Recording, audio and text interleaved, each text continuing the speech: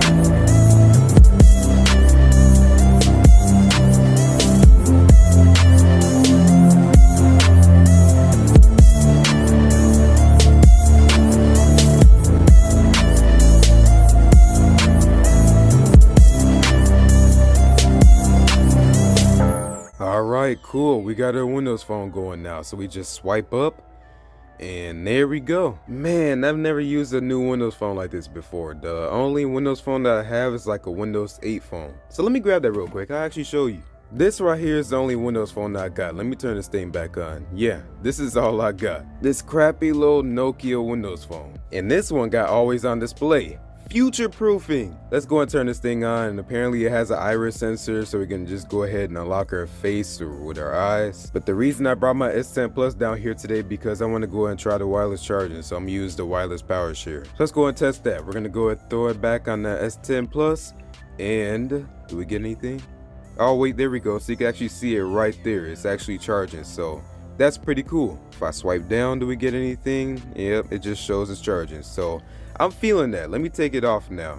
And you can see nothing. Wait, there we go, nothing. Man, I feel like I can get through this, but the apps are just gonna be a problem.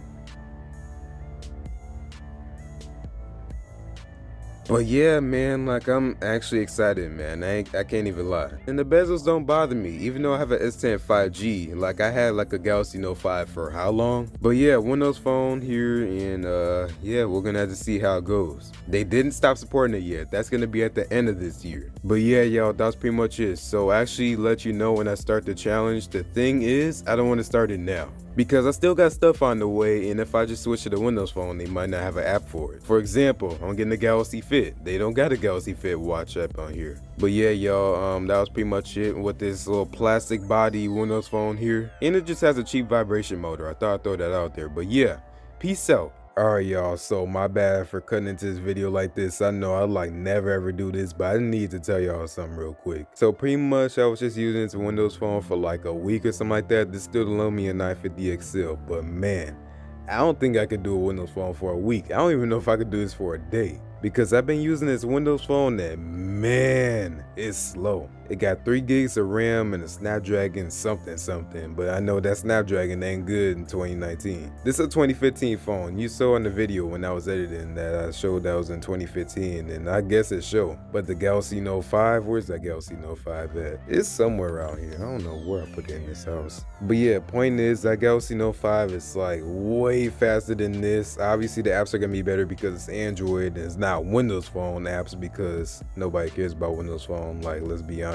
I wish people did care about Windows Phone, because, well, I'd be using a Windows Phone right now. I wouldn't be using Samsung. I actually said that before. But yeah, so I don't know if I could do this because the apps crash a lot. The phone's just slow overall, like just the whole system, Windows Phone, and even the Microsoft Store, the own Microsoft apps, they don't even work good. I was using the Microsoft Store, man, there was bugs everywhere. I wish I could show you right now, but if I turn this thing on, it's dead. So maybe I should charge it before I record this video. But man, the apps are buggy on here for no reason at all, for no apparent reason. It just don't make no sense, man. And then I don't know, I think the phone's just slow. That's just making it so much worse. But come on now, man, like this just ain't fair. I don't know if I can do a whole week, maybe just a day, but I'll most definitely return this when I'm done with it. But yeah, y'all, I just had to update y'all because, well, this phone is, well, kinda trash. So obviously don't buy a Windows Phone 2019. This does not get my Jennings stamp of approval, like at all. And you know, if it don't get my Jennings stamp of approval, then that means it's a no-go. You don't need to buy it. Please don't buy it. I recommend you not buy it.